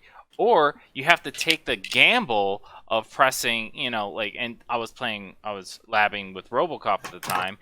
If she does the tornado and she goes for her 18 frame mid, I can go 1-2-1. But I have to be perfect on the timing and know that she's going to go for it. She's just is so strong for being so she has very little punishment in terms of that, and some people they're if they do flawless block the tornado, they just get an up 3. You can't up 2 because the second tornado hit will beat it out. Robocop. It's just a little tough to play against that. And the thing that really just irks me is that people will just pick her up willy-nilly do those things in its fucking easy mode. Like you don't. Man, I did say I don't think it's easy mode. I don't think it's easy mode. I don't think it's easy mode. I think that I mean, like it's not a case of just people can just do it. It takes the proper application and it's not just pick up the controller, mindlessly push these buttons, get a victory. I don't think it's that simple. I mean, maybe it is, but I don't think it's that simple. I would. Okay, anybody that's been playing, I would challenge you to play the character and see how well you do playing the character. Okay, all right, I'll take that challenge. Next season, I'll take that challenge. Cetrion, and see how Junk does with just Tornado and everybody compared to a RoboCop season. So I'd like to add that I do think she's the kind of character that she does take a lot of game knowledge, or at least it helps a lot when you're playing her. That said, if you're playing her well, it's gonna look really brain dead. Like, yep, I agree with that. I agree with that. It's actually a lot harder than it looks, but it does look like you are just pressing buttons, tornado, and rock wall and hit, and then you shimmy. Like, I swear it's more than that. Next season, Junk's gonna find out just how easy it is to be. He might prove me wrong. Dude. I'm in that camp, but I mean, Cetrion, or Junk could be coming back with that Elder God banner next season. I mean, I don't like feeling like I'm getting carried or anything like that. But if I pick up Cetrion, I'm not. Hold on, let me finish. If I pick up Cetrion and I just start getting amazing amounts of wins and stuff from the kind of stuff that I'm doing, then yeah, dude, it's just gonna be Like, it's not hard to do string into Tornado. That's the debate we're having. So I'm curious. I'm looking forward to next season. Here's my thoughts with all these like new Jackie players and new Cetrion players. Anyone that doesn't know how to do the shrapnel stuff, they pick Cetrion. Like that's been my thing. Dude, if it's that easy, I'm about to start playing Cetrion. And I'm not talking about if you're telling me all I got to do is a couple of buttons into Tornado, perpetually, then hey man, I like winning more than I like having fun. Like I'll just get W's and hate mail and that'll feel good. So I don't have any qualms. If that's what it takes, I'll do it. Sometimes and I'm talking about like above average players that are just picking her up because they know that her pressure is godlike, and you know they also have the zoning capabilities. That means we could do it, dude. We're gonna do me and you Cetrion next season. Let's take over. I'm kind of excited. You even have Bring Back Cleve picking up Jackie because he knows that she's strong, dude. I used to be Kano main. My Kano brother is now playing Jackie. Yeah, I'm calling you out, Cleve. I think if you have the execution for Jackie, there are very few reasons why you shouldn't play her. I think that's a problem with Jackie. I don't think Cetrion falls in the same category as heavily, but I think Jackie 100%. If you like Cleve picking Jackie, if he's got the hands, look, if I had the hands to properly execute all that shrapnel air leap stuff, I'd have been a Jackie player too. 100%. That shit is obnoxious, and I hate being on the receiving end, and part of the hate is grounded in the reality that I know that I can't ever like make somebody else deal with it because my hands just don't obey. I fuck it up too much. I'm not good at getting those rapid fire and like the precision of it. I'm gonna get a bunch of air interactables and other shit that I don't want guaranteed. I don't agree. I just don't agree that just because she might be a little more execution heavy that she should be this strong. Well, hold on. I don't think that Jackie should be as strong as she is either. I think Jackie should be nerfed. I think the argument, though, that Cetrion is pick up and play easy is wrong. I think both characters are hard to play. I think both characters need to be toned down. Now, here's the thing. What would you do with Jackie and Cetrion, though? What would you do?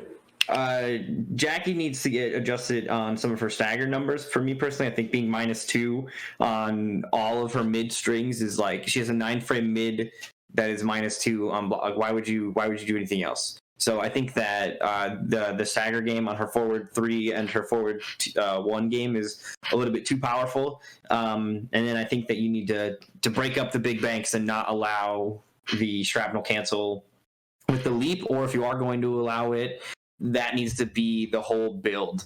Like you can't have no more flavor plasma grenade or ground pound or whatever. Make leap cost 2 slots. If like the way that I think about leap, for example, or or maybe more, or importantly, the shrapnel blasting or whatever is like those moves. That the way that move, what it ends up doing is it's a combo extending move, right? It gives you all of this combo extension. Like it should cost more. Like if you compare it to other moves that combo extend, they cost 2 slots, and also they aren't like mobility moves on top of that. So for all of the perks of leap plus shrapnel, I don't see any problems with it costing 3. It does too much that extra flavor move is like a whatever, especially when you compare it to like Rain. I spend 2 slots on water ball. That's my combo extender, and it doesn't let me fucking be safe or jump across the map or any of this shit. Yeah, you're right about that. If I were to adjust Jackie, I'm not even really sure she absolutely needs it, or if other characters who she's not so good against need it more.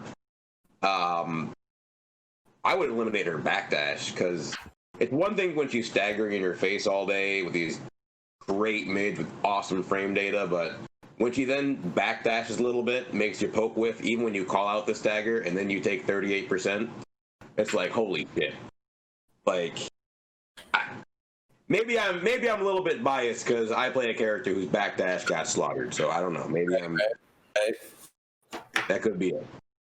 I mean, I'm glad you're at least admitting your biases, but you know. Hey, yeah, I mean, RoboCop, nothing. Thank you. Yes. I mean. So we got another one. We got another one to the choir. Thank you, Doctor. No, chill out. Hold on, I think he's fine. No.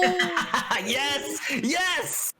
No. I think he's Join us in the RoboCop is fine. No, he's not. Dude, Arn Kratos has won tournaments, and Izzy's done well, and Sunio's done well over here, and that's blame the RoboCop players. Tell them they're not good enough. Yeah. It's because you didn't have enough. No, I started something. Give them a get good. Spell it wrong. As far as Cetrion goes, I'm not sure she needs adjustments. However, if someone held a gun to my head and said nerf Cetrion, I'd probably say give a flawless block gap to 112, because like there's 112 so powerful. Yeah, it's just so stupid good, and if you call out that someone's going to do that instead of Tornado, you should at least be able to do something about it. Like that's probably my only real thing about it. Otherwise, I think she's fine. I think I'm not even convinced Jackie needs nerfs, but damn, is she dominating tourneys? I don't know if you guys saw Champion of the Realms today, but there was the Jackie all day in the top 8. Yeah, Jackie didn't win it apparently, but lots of Jackies does not shock me at all. And yeah. Jackie, I think that's been my major contention is everybody's got a pocket Jackies. See the character all the time. People are getting sick of seeing her, and it's not just that you see Jackie, but you see the same version of Jackie. Everybody is playing next gen upgraded. Everybody, and that ends up just being it's not fun. It's not fun to watch as a viewer when it looks like that. And I don't know, maybe part of it is also like the combo routes aren't even exciting. It's all this like same grounded, like leap into the same fucking loop string over and over again. Like it doesn't even seem like flashy. It's just strong. And I would like to see them make some adjustments to that. We've had enough of it.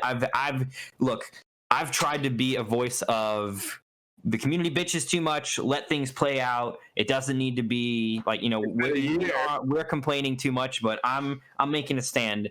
Fuck Jackie. I'm sick and tired of fucking commentating over this fucking character. Do something. Make this character not so fucking one-dimensional in her builds, and like allow some variety into this game instead of this stupid fucking moon boots bitch just doing whatever she wants all day. Moon boots, bitch. I personally just want some variety when it comes to the top 5, dude.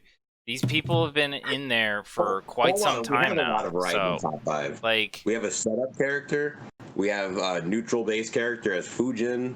We have a strike throw character in terms of Kang. Yeah. We have a pressure character in Jackie. We actually have a lot of diversity in top 5. It's been the same characters for quite some time already. But I don't understand what do we want to do? Like, I don't know how you fix that. Do you want to guarantee that all of a sudden Jax gets this crazy buff that boosts him to top 1? that feels like you'll just get more people gravitating over to Jax. Do we want to nerf Jackie into the dirt so nobody plays her anymore? Like, I don't necessarily mind the top 5 being the same. I just want the top 5 to maybe be more blurry. Like the top 5 is a discussion of between 10 characters, kind of like it feels like sure. Make it more blurry. Like make it a little harder to decide. But like That's it's so always easy. been the catch-22. It is. I mean, it is. But I'm just saying that's my own opinion. I just like I'd like it to be a little more organic, a little more fluid. Where I promise you, if you buff Shao Kahn or RoboCop the top 1, you're gonna be seeing Shao Kahn and RoboCop at these tournaments, and then you're gonna be like, dang, man. That would also that's what I kind of want to see. I want to see some different characters. You really want Shao Kahn everywhere at tournament where you're taking 45% unbreakable with a fast-ass wave dash off disjoints? That means the game is changing. That means the game doesn't get stagnant. Are you sure? I mean, getting shoulder charge after down 4 until you die is it changing for the better? I think is a bigger question. Like I guess I understand the notion that I think Jackie and Cetrion could use some adjustments, but I don't necessarily need them to not be the top ones. I just want to feel better when I fight them. I don't want it to be a point where like I want the people that are tier whores that are playing the best characters because they're playing the best characters to not feel like they need to switch. I don't want somebody to be like, well, I can't play Jackie anymore. I want you to still do your Jackie shit. I just want to feel like I can hold my own a little bit more in those matchups. That's all that I want. And the same thing with the Cetrion matchup. I want the Rockwall to not interrupt what I'm doing all the time. Not that I want her to not be able to do it or to not be good. I just want to be able to feel a little bit more confident in my own stuff. I want, to be able to take my turn more from Jackie. With that. But I don't necessarily think that means that Jackie has to stop. Like, I think Jackie could still be top 1.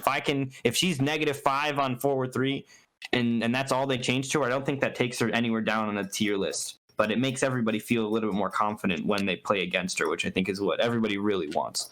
I'm okay with the top people being the same top people because there's plenty of people that don't play the top because it's the top. They play Jackie because she's so far ahead, not because she's number 1, but because she's number 1 by a country mile, or Cetrion, and you know what I mean? Like those 5 are way too good. It'd be nice if it was blurrier for sure. More people in contention. Because I feel like everyone has the same top 4, and then the 5th one kind of supplements. Yeah. But I feel like everyone is like, okay, so, no matter what order you put them in, Joker, Kang, Cetrion, and Jackie are the top 4. Like, we all know that. No one's going to disagree with that, right? Like, nope.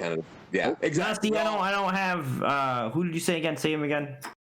Joker, Kang, Cetrion, and Jackie. Kang, Jackie and Cetrion is top 4. Like, no matter what order you put them in, they're probably. See, I feel like Kang falls out of my top 5, and really? I end up putting like Kotal and Sub up there. Whoa! Hold on. Whoa! I respect that, but no, I respect it. I agree with Jackie and Joker and Cetrion, but I think that Kotal. I think Kotal is crazy powerful right now. Yeah, and I think that Sub-Zero in the custom era, like Slide is a fucking launcher in the corner. That character is just deadly incarnate. Like that character is crazy, absolutely crazy.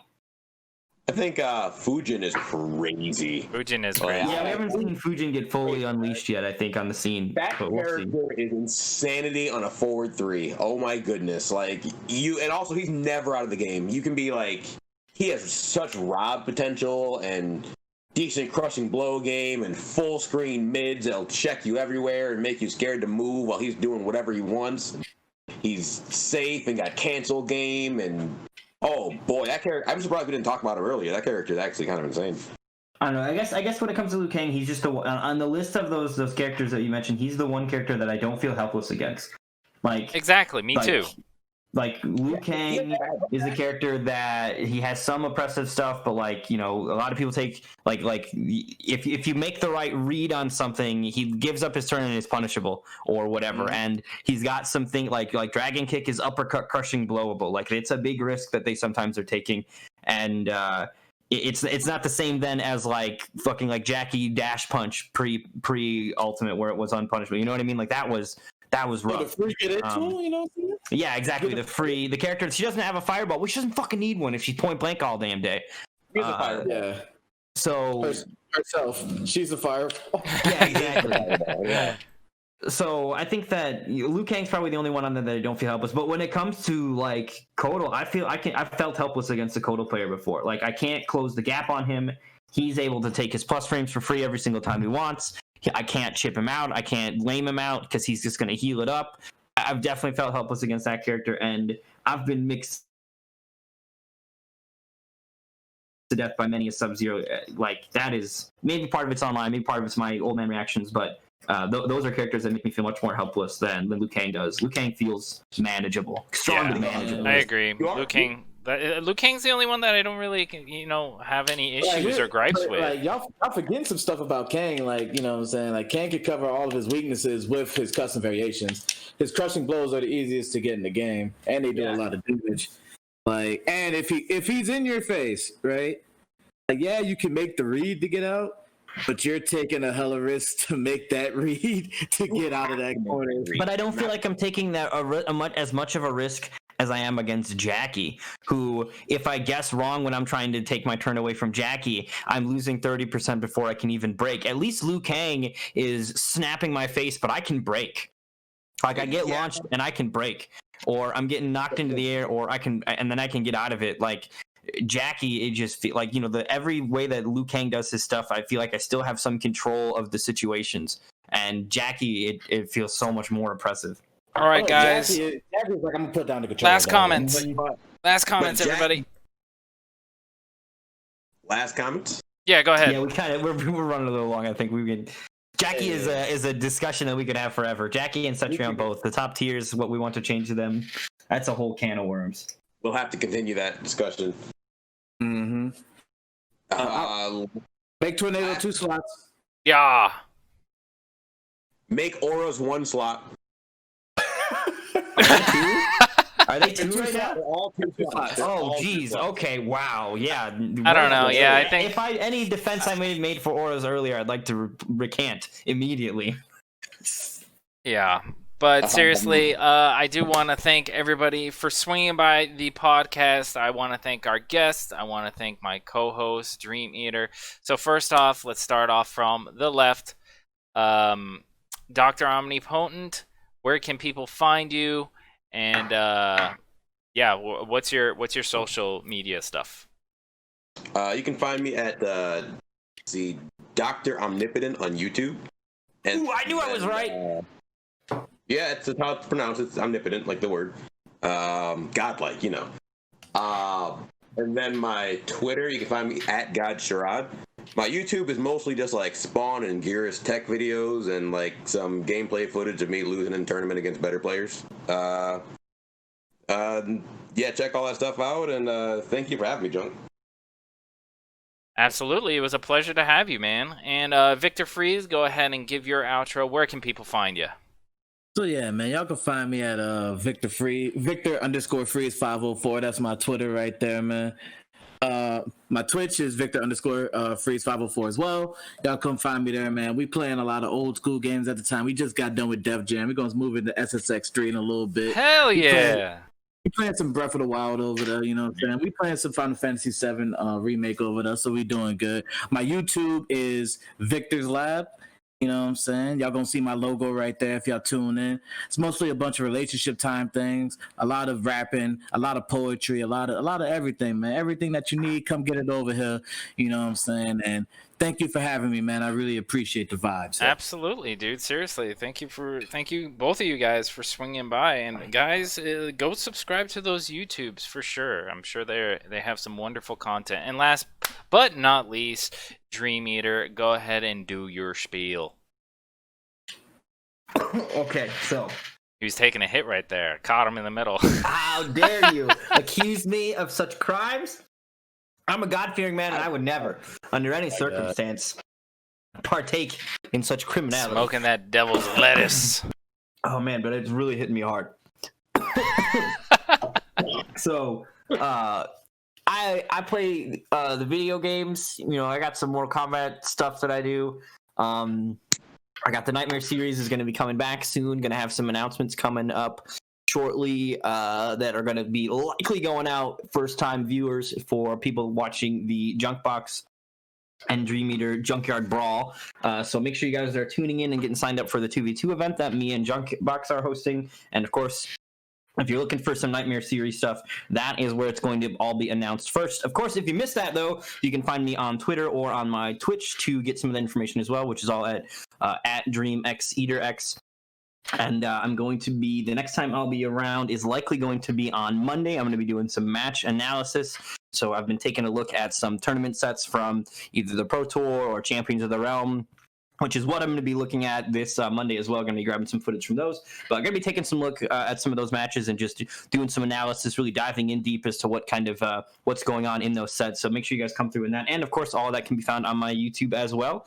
So make sure you guys are checking out that. And big thanks to Junk for having me here. I have a fun time doing this podcast. It's a blast, just kind of discussing the game and not really worrying about having to be playing at the same time, right? Sometimes talking and playing is a little bit of a hassle, but just sitting here hanging out and diving into some of these topics is always a blast. So really appreciate you having me on here as well, of course. As always, dude, I love having you here. I love to have all of my guests as well here, dude. Thank you guys for sharing your input of what you think about Mortal Kombat 11.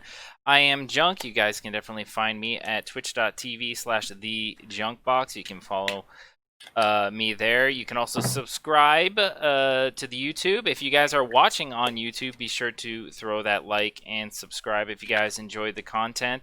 But that's going to be it for tonight. Look for the Junkyard Brawl, which will be coming up this Tuesday again, where me and Dream are going to be commentating the last final week before we get into the finales of the 2v2 Xbox tournament. Again, special thank you to all the guests and everybody that swung by into the stream. I hope you guys have a wonderful night. Thank you so much. And if you guys want to check me out, I'm going to be playing some Demon Souls right after this. So hope you guys have a great night. Wait, did Take you it get a easy. PS5?